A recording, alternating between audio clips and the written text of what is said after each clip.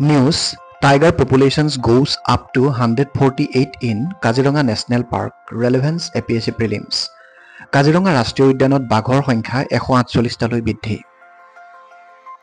কাজিৰঙা ৰাষ্ট্ৰীয় উদ্যান আৰু বাঘ সংৰক্ষিত বনাঞ্চলত বাঘৰ সংখ্যা এতিয়া 148টা হৈছেগৈ, যিটো 2022 চনৰ পূৰ্বৰ অনুমানতকৈ যথেষ্ট বৃদ্ধি পাইছে।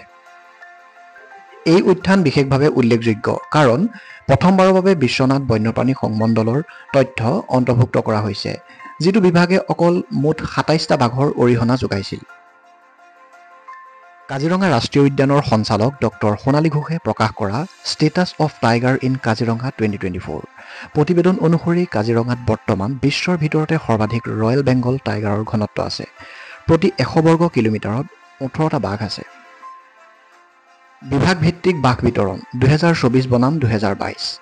পূৰ্বাঞ্চল অসম বন্যপ্ৰাণী সংমণ্ডল 2022 চনত বাঘৰ সংখ্যা 104ৰ পৰা 2024 চনত 115লৈ বৃদ্ধি পাইছে, যিয়ে মূল অঞ্চলত সুস্থ বৃদ্ধিৰ ধাৰাক সূচায়। বিশ্বনাথ বন্যপ্ৰাণী সংমণ্ডল প্ৰথমবাৰৰ বাবে 27টা বাঘৰ ৰেকৰ্ড কৰা হৈছে, যিয়ে নতুন অঞ্চললৈ নিৰীক্ষণ সম্প্ৰসাৰণৰ গুৰুত্ব দেখুৱাইছে। নগাঁও বন্যপ্ৰাণী সংমণ্ডল জনসংখ্যা 6টা বাঘত সুস্থিৰ হৈ থাকিল। 2022 চনৰ অনুমানৰ তুলনাত কোনো পৰিৱৰ্তন নহল।